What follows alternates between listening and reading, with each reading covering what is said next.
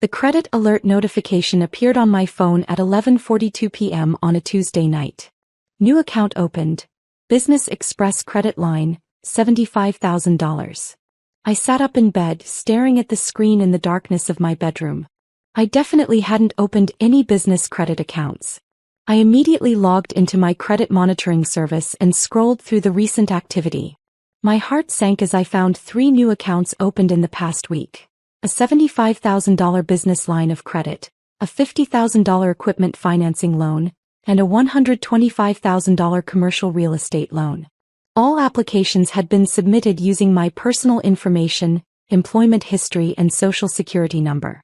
The total exposure was $250,000 in fraudulent debt that could destroy my financial life. But I knew exactly who had access to my financial information.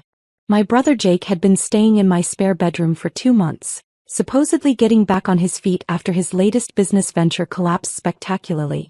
During that time, he'd had unlimited access to my home office, my daily mail delivery, and all my personal documents. I got up and padded quietly to my home office, careful not to wake Jake. My filing cabinet was slightly ajar. I always kept it locked, but the lock had been picked. Someone had been rifling through my tax returns, bank statements, employment records, and insurance documents.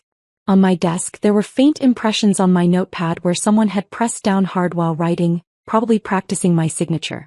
I opened my laptop and checked the browser history. Someone had been researching business loan applications, how to establish corporate credit using personal guarantees, strategies for maximizing loan approvals, and even articles about identity theft penalties. The searches had been conducted during business hours when I was at my job downtown.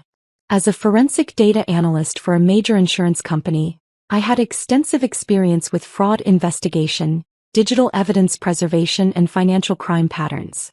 My home network was configured to log all internet activity, and I had security cameras positioned throughout my apartment that I'd installed after a break-in 2 years earlier. I pulled up the network activity logs for the past month.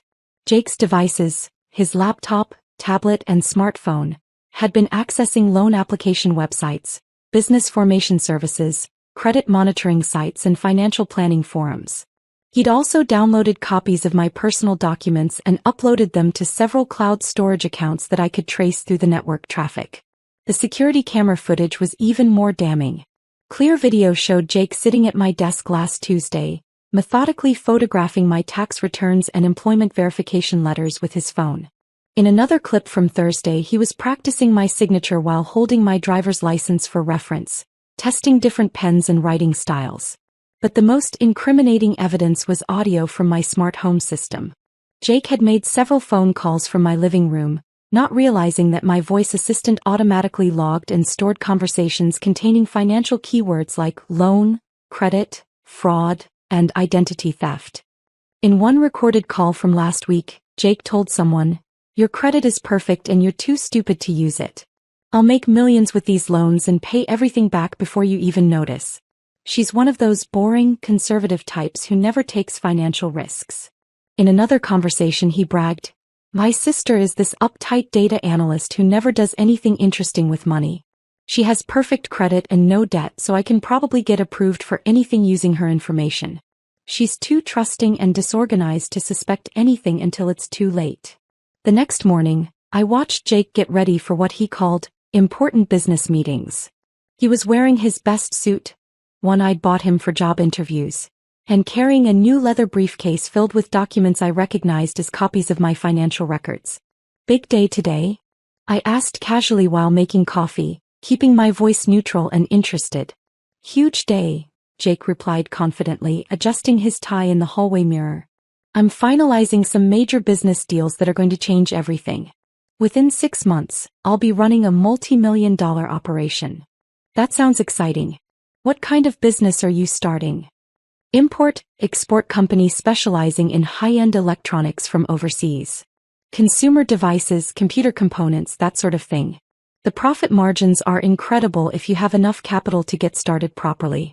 "How are you financing the startup costs?" "That sounds like it would require significant investment." Jake's expression became evasive and he avoided direct eye contact. "I've got some investors lined up. Silent partners who recognize my business acumen and want to work with someone who knows how to make serious money. That's wonderful, I said. I hope everything works out for you. Oh, it will, Jake said with complete confidence. This time next year, you'll be asking me for financial advice instead of the other way around. After Jake left for his meetings, I called the 3 banks that had approved the fraudulent loans. I spoke with loan officers at each institution and confirmed that applications had been submitted using my personal information, but requesting that all correspondence be sent to a business address I'd never heard of, a small office complex across town. The loan officers were shocked when I explained that I hadn't applied for any business loans and that someone was using my identity fraudulently. Ms. Peterson, these applications were approved based on your excellent credit history, stable employment, and comprehensive financial documentation, said Sandra Mills from Business Express Credit. The applicant provided tax returns, bank statements, employment verification, and even credit reports. Everything appeared legitimate. Those documents were stolen from my home, I explained. I need to file fraud reports immediately and freeze all accounts. We'll freeze the accounts pending investigation, Sandra assured me. This appears to be sophisticated identity theft. You should contact law enforcement immediately. This level of fraud typically involves federal charges. I spent the morning filing fraud reports with all 3 banks, reporting the identity theft to the Federal Trade Commission, and documenting everything for my insurance company. Then I called Detective Ray Thompson from the Financial Crimes Division, whom I'd worked with on several insurance fraud cases over the years. Detective Thompson? This is Angela Peterson from Consolidated Insurance. I need to report identity theft and business loan fraud. I have extensive evidence including video footage, audio recordings, and digital forensics. How extensive are we talking? He asked, his interest clearly piqued. Complete documentation of a systematic fraud scheme including network logs, security camera footage, audio recordings of the perpetrator admitting to the crimes, and a timeline showing premeditation over several weeks. That's more evidence than we usually see in identity theft cases. Can you come in this afternoon? Bring everything you have. At 2 p.m., I sat in Detective Thompson's office with 2 thick folders of printed evidence and a laptop containing digital files. The documentation was overwhelming: screenshots of fraudulent loan applications, network activity logs showing Jake's research into business loan fraud, security camera footage of him stealing my documents, audio recordings of him bragging about his scheme, and a detailed timeline showing his systematic approach to identity theft. Angela, this is some of the most comprehensive fraud evidence I've seen in 15 years of financial crimes investigation, Detective Thompson said, reviewing the materials spread across his desk. You documented everything. I'm a forensic data analyst by profession. I know how to preserve digital evidence, maintain chain of custody, and build cases that will hold up in court. Detective Thompson examined the bank statements showing the fraudulent accounts and loan disbursements. Your brother obtained $250,000 in business loans using your identity. The applications show sophisticated planning, premeditation, and knowledge of banking procedures. He's been living in my apartment for 2 months, systematically collecting my personal information. The camera footage shows him photographing my documents over several weeks, not just a single opportunistic theft. The audio recordings are particularly damaging, Detective Thompson noted, playing back Jake's recorded conversations. He explicitly admits to identity theft and fraud. He also demonstrates clear knowledge that his actions were criminal and that he was deceiving you. What kind of charges are we looking at? I asked. Identity theft, bank fraud, wire fraud, and potentially money laundering if he's moving funds between accounts to hide the source. With this amount of money involved and evidence of premeditation, we're definitely talking about federal charges. He could be looking at 8 to 10 years in prison. Detective Thompson leaned back in his chair. There's something else you should know. We've been tracking a pattern of family-based identity theft cases recently. Perpetrators often target relatives because they have easy access to personal information and they assume family loyalty will prevent prosecution. Jake definitely assumed I wouldn't catch him or wouldn't pursue charges if I did, I said. The sophistication of his scheme suggests this isn't his first time committing fraud. We'll run his background and see if there are other victims we don't know about. That evening, Jake returned home in an excellent mood, carrying shopping bags from expensive stores and practically bouncing with excitement. "Angela, you'll never guess what happened today." He set down bags from Nordstrom Apple Store and a high-end luggage retailer. "All my business financing came through. I now have access to over $250,000 in working capital." "That's wonderful," I said, maintaining my supportive sister act. "Your investors must really believe in your business plan." "They do. In fact, I've already started making some strategic purchases for the company." He showed me a new Rolex Submariner watch, an expensive Italian leather briefcase, and a top-of-the-line MacBook Pro. Image is everything in international business. You have to look successful to attract the right clients and partners. "That makes sense. When do you expect to start seeing returns on your investment?" "Within 90 days, I should be generating enough revenue to pay back the initial loans and start expanding operations. This time next year I'll probably be worth millions. Maybe I'll even hire you to do my corporate accounting." Jake spent the next hour showing me business cards he'd had printed with gold embossing, a company website he'd hired a developer to create, and incorporation documents for his new business, Peterson International Trading LLC. He'd used the fraudulent loan money to create an elaborate facade of legitimate business operations. "I've rented an executive office suite in the financial district, hired a receptionist and a secretary, and even put a down payment on a warehouse facility for inventory storage," he said proudly. "This is going to be the business venture that finally makes me rich and proves everyone wrong about my abilities." What Jake didn't realize was that none of the loans he'd obtained were actually his responsibility. Since he'd used my identity and credit history, I was legally liable for all $250,000 in debt if the fraud wasn't discovered and prosecuted. His business empire was built on my financial reputation, and his failure would destroy my credit rating. The next morning, Detective Thompson called with an update from his investigation. "We've traced the business address your brother listed on the loan applications. It's a small executive office he rented using cash payments and fake business references. We also found the warehouse facility and confirmed he's been spending the loan money on business setup costs and personal luxury purchases." "What's the next step in the investigation?" "We're preparing search warrants for the office, warehouse, and your apartment. We want to seize all evidence of the fraud and any assets purchased with the stolen loan money.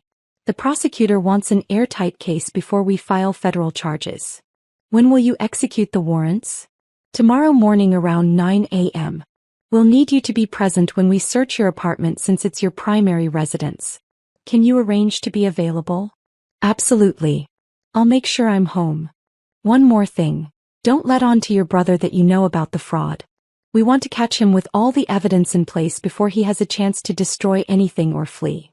The next morning, I woke up early and waited for Jake to leave for his fake office.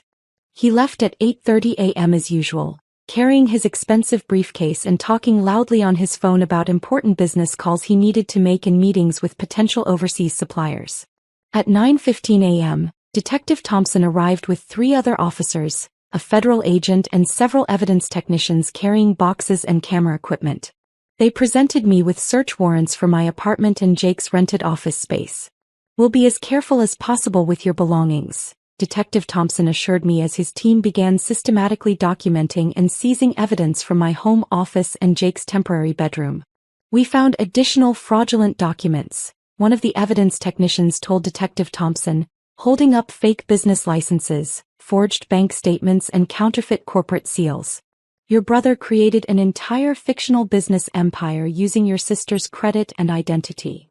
They seized Jake's laptop, tablet, smartphone, several boxes of financial documents, printed loan applications, and copies of my personal information that he'd been storing in his room. They also photographed the notepad with signature practice marks, collected fingerprint evidence from my filing cabinet, and documented the sophisticated setup he'd created for identity theft. At 11:30 a.m. my phone rang. It was Jake calling from his rented office space. "Angela, there are FBI agents and police officers here with search warrants." His voice was panicked and confused. "They're taking all my business equipment, computers, and documents. They're saying something about identity theft and federal fraud charges. What's going on? Did someone steal your identity?" "I have no idea what's happening," I said calmly, following Detective Thompson's instructions to not reveal my involvement. You should cooperate with them completely and answer all their questions honestly. They're asking about loan applications and bank fraud. They want to know where I got the money to start my business. This is insane. I haven't done anything wrong. I have legitimate investors and proper business licenses. Just tell them the truth about your business, Jake. If everything is legal and legitimate, you have nothing to worry about. They're putting everything in evidence boxes and taking my computers. How am I supposed to run my business without my equipment? 2 hours later, Detective Thompson called me back with an update on Jake's arrest. We've arrested your brother on federal charges of identity theft, bank fraud, wire fraud, and money laundering. He initially denied everything and claimed his business was legitimate, but when we showed him the video evidence of him stealing your documents and the audio recordings of him admitting to fraud, he broke down and confessed to the entire scheme. How did he react to being caught with all that evidence? First, anger. He was furious that you had security cameras and audio recording in your apartment. Then desperation. He kept insisting that he planned to pay back all the loans from his business profits, so it wasn't really theft. He doesn't seem to understand that using someone's identity without permission is a serious federal crime regardless of intent to repay. What happens next in the legal process? He'll be arraigned tomorrow morning on federal charges.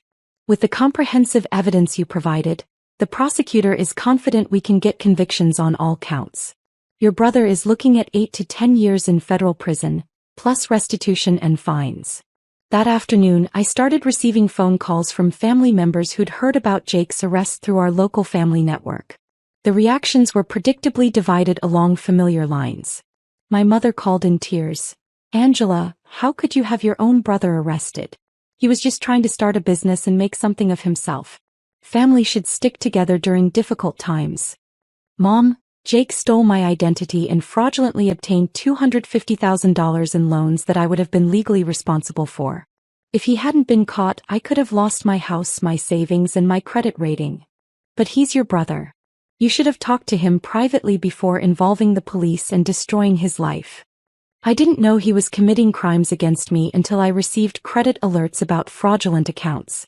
By then, he'd already obtained $250,000 through systematic identity theft. My father had a different perspective when he called later. "I can't believe Jake was stupid enough to try this kind of scheme against you. Didn't he realize you work in fraud investigation for a living?" "Apparently he thought I was too trusting and disorganized to catch him," I explained. "He seriously underestimated both my professional expertise and my personal security measures. He always was too clever for his own good. I just never thought he'd be dumb enough to commit federal crimes against his own sister." My Uncle Robert was furious with me when he called that evening. "Angela, you could have just co-signed business loans for Jake if you wanted to help him succeed. There was no reason to send him to federal prison over money." "Uncle Robert, I didn't co-sign anything and I wasn't asked to co-sign anything. Jake forged my signature and stole my identity to commit bank fraud. This wasn't about me refusing to help him. This was about him committing serious federal crimes. You're being vindictive and destroying family relationships. Family should help each other achieve their dreams, not destroy each other over business disagreements.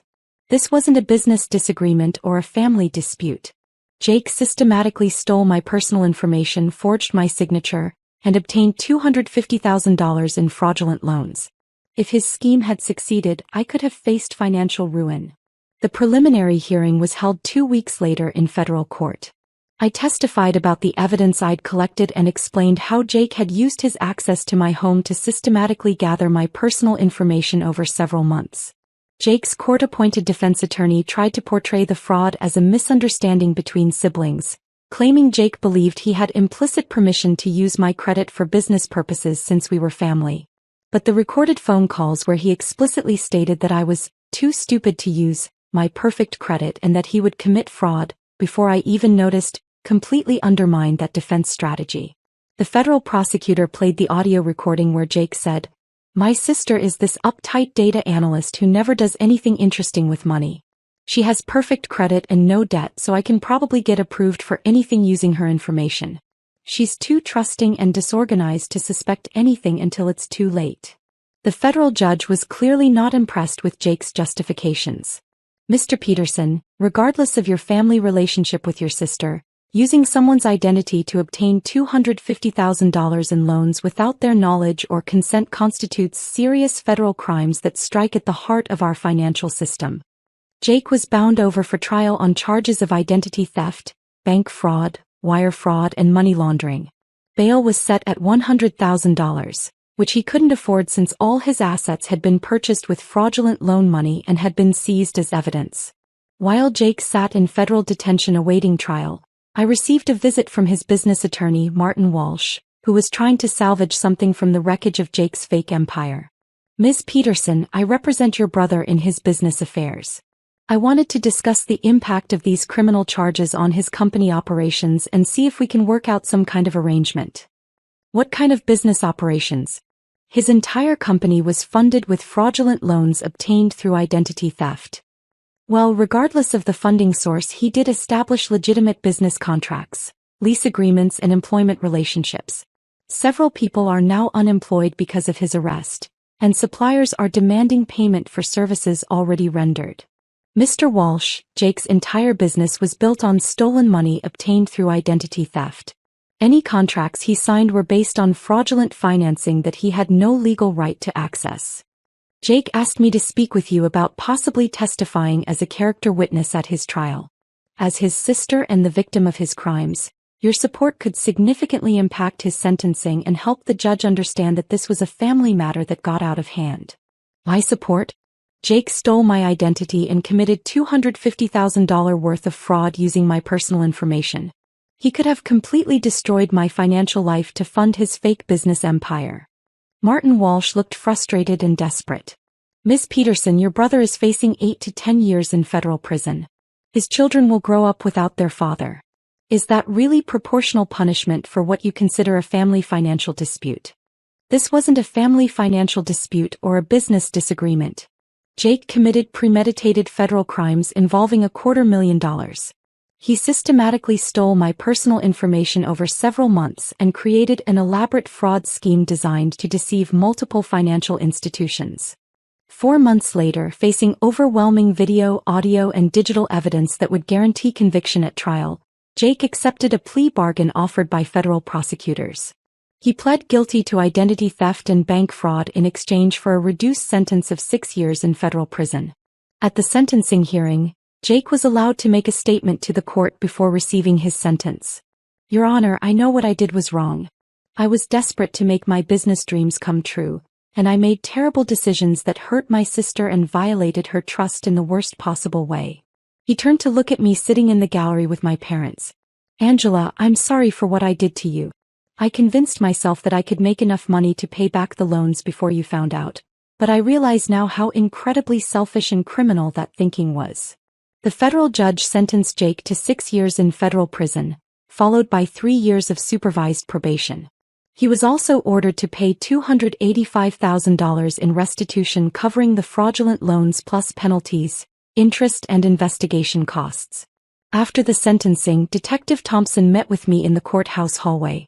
How do you feel about the outcome of the case? He asked. Relieved that it's finally over, I said honestly.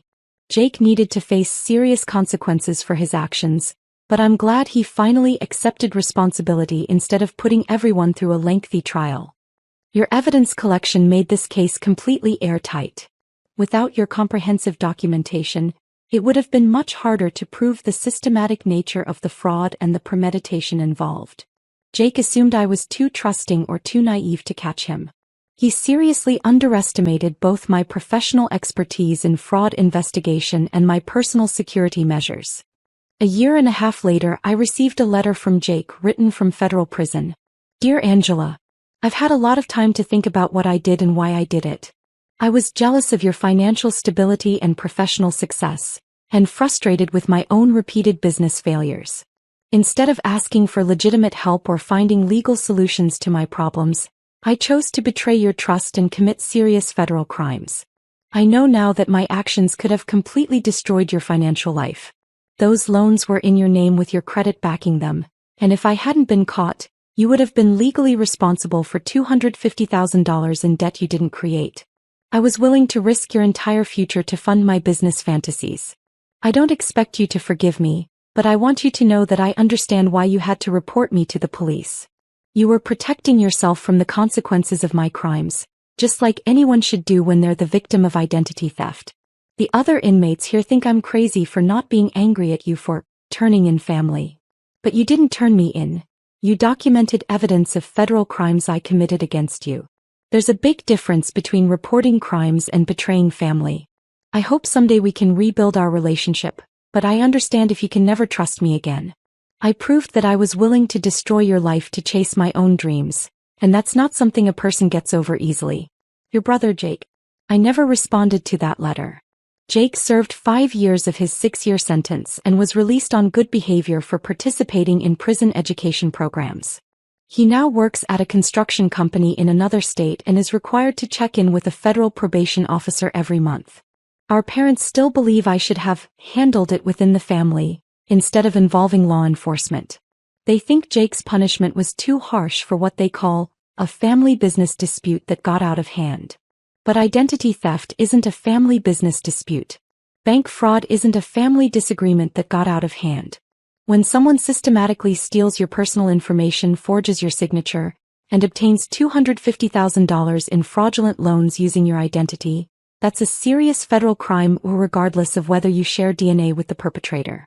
Jake gambled that family loyalty would protect him from the consequences of his crimes.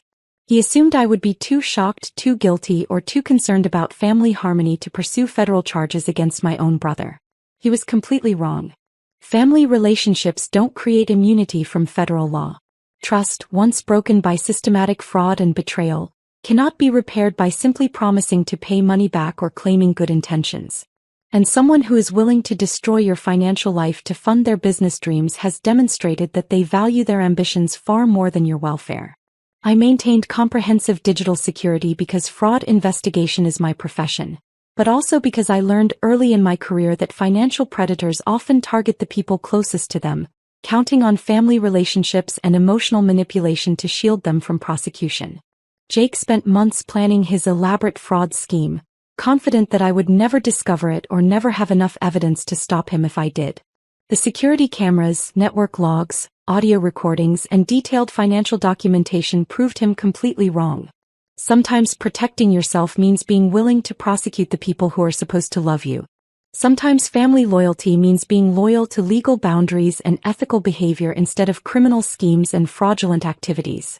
And sometimes the people who tell you to handle it within the family are the same people who would never risk their own credit rating, financial security, or professional reputation to enable someone else's federal crimes. The sound of the warrant being signed that morning wasn't just the sound of justice being served. It was the sound of consequences finally catching up with someone who believed family relationships would protect him from the federal laws he'd systematically broken. They didn't.